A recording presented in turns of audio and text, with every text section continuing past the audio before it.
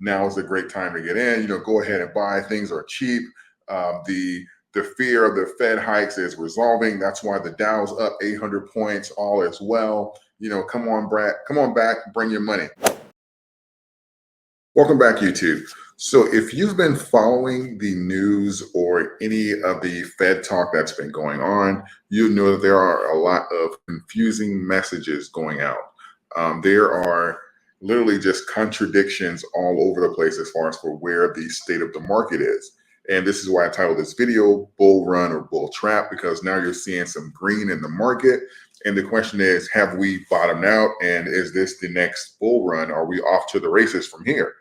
And if you look at a lot of the messages here, you'll see that they're all pretty much aligned, or at least most of them align to get you to do certain things. Remember, everything has an agenda, right? So when you have the media and these outlets all telling you to do certain things or just painting a certain picture, you just have to make sure that things are aligning and kind of do your own due diligence here to make sure that's the case. And I made this comment earlier today on Twitter, because I find this very interesting and almost humorous when we start seeing things like, Bitcoin is very cheap and stuff like that. I get it, it is. And I do believe that the prices we're seeing now are in fact great entries. But what I don't like is when I start seeing these articles here that are put out with the illusion of, okay, well, now is a great time to get in, go ahead and buy, things are cheap. The fear of the Fed hikes is resolving. That's why the Dow's up 800 points. All is well. Come on, Brad. Come on back. Bring your money. And that's why I really responded with, okay, don't just tell us when to buy. Make sure you tell us when to sell too. Because what we have here is one-sided messages where everything is, okay, to the moon, buy in. But when people are selling and it's clear that people are selling, everyone's quiet. Nobody knows anything about that. Everybody knows when to buy and nobody knows when to sell. And that's one of the things I try and do on my channel here, which is paint the incomplete picture. I give you the reasons for the bull run, when I think they're going to be, and also give you the floors and when I think the ranges and stuff that I think they'll be as well. So I'm not biased either way, and you take that information and you do with it as you will. But what we see here in the media, that's not the case. It's cheap, buy in. Let's take a look here what the Wall Street Journal just posted. I'm not paying for this crap, but I just want you guys to see the headline from today. Dow jumps more than 800 points as fears of interest rate hikes subside. How can that be when less than 48 hours ago, Jerome Powell himself said that we are more than likely said that we had high inflation rates prior to any invasion in Russia. So it's not necessarily, you can't blame Putin anymore, which we already knew the answer to this. He said that it's more than likely we're going to have a few negative quarters, which means that he's expecting the economy to continue shrinking at least for the next 6 months. So that's pretty much through the rest of 2022. And then he also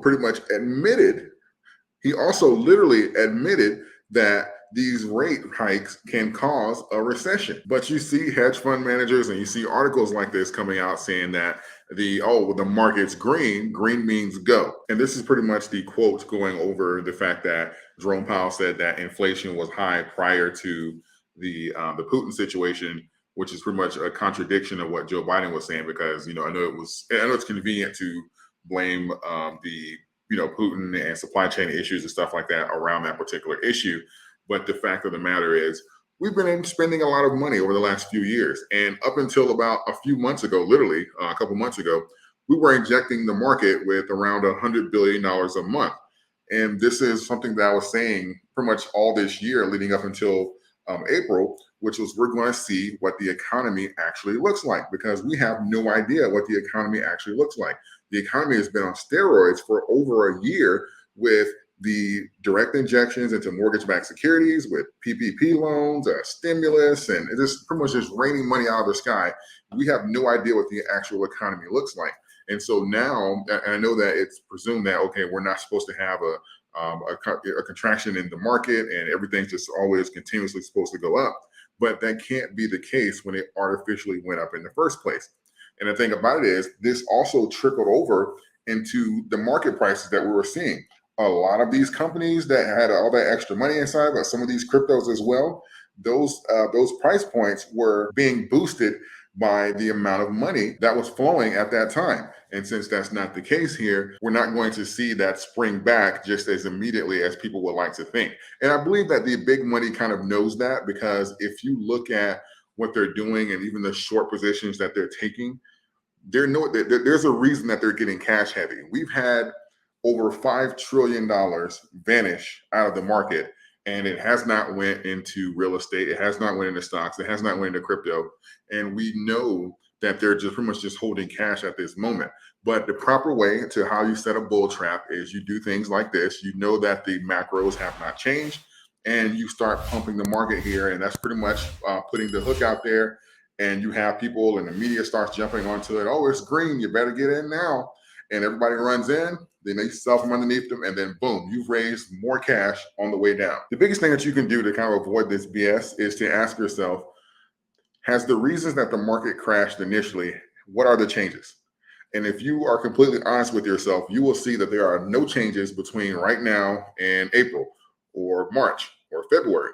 Earlier, when they were saying that, okay, we're going to back off the injections monthly, and we're going to see kind of what inflation does. We have no evidence of a reversal in inflation. Our CPI numbers have been up month over month. We haven't had not one month this year where, in fact, they went down. We're literally beating expectations. You know how much gas is costing right now. You know how much you're paying for food right now. You know that in order for them to get this under control, they're going to have to keep those rates high. You see the rising rates in the mortgage industry. You see the rising rates in credit card interest. You see the rising rates in rent. Some of these things you don't even have to feed into, but it's because you know that they're BS. And if you look around, you can see that what's being pushed out there for you to kind of like spoon feed you this crap, you know that it's not true if you just simply take a look around you. And again, I do believe that the prices we're seeing now, I'm not saying that they are bad prices. I don't believe that at all. But I do not believe we have bottomed out. And I think that when they start pushing that BS, when they know that there's no evidence of reversal in any of the macro events, I believe it's almost kind of like predatory in a way for them to literally just raise additional capital here, because they're in much better positions and they can hold, especially with rapid inflation, they're in much better positions and they can kind of hold their positions through this market compared to the average retailer. The average retailer is going to end up selling for a loss when they get pressed if this lasts, 6 months or into next year or something like that.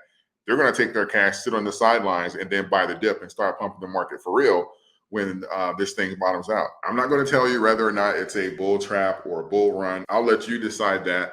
I'm just going to present you here with this information that I'm seeing as I'm seeing it, and you can make your own choice from there.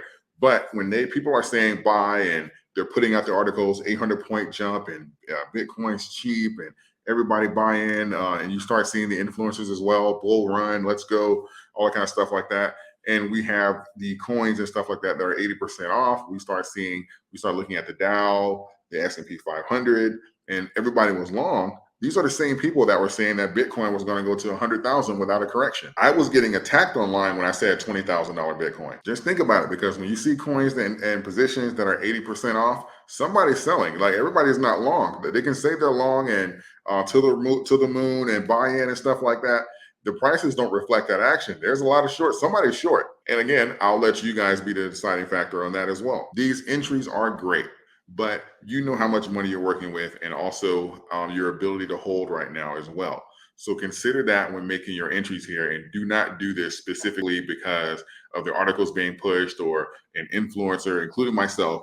Make sure that you're taking everything into totality here before making your decision. It can save you a lot of frustration in the long run. And speaking of frustrations, if you guys want some easy money, Mumu is having a special here where you can get up to 10 free stocks by simply opening an account and depositing any amount.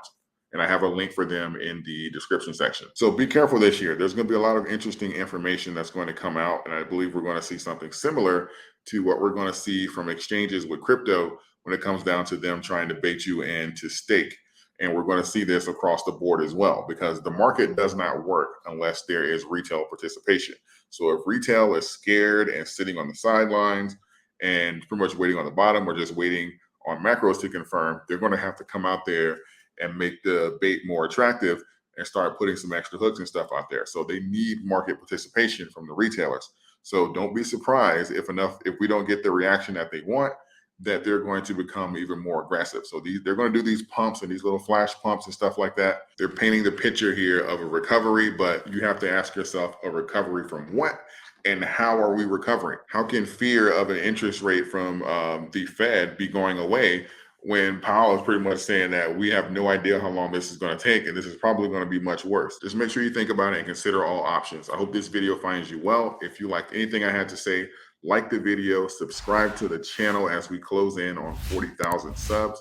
I appreciate all 39,600 of you roughly, and I will see you in the next one.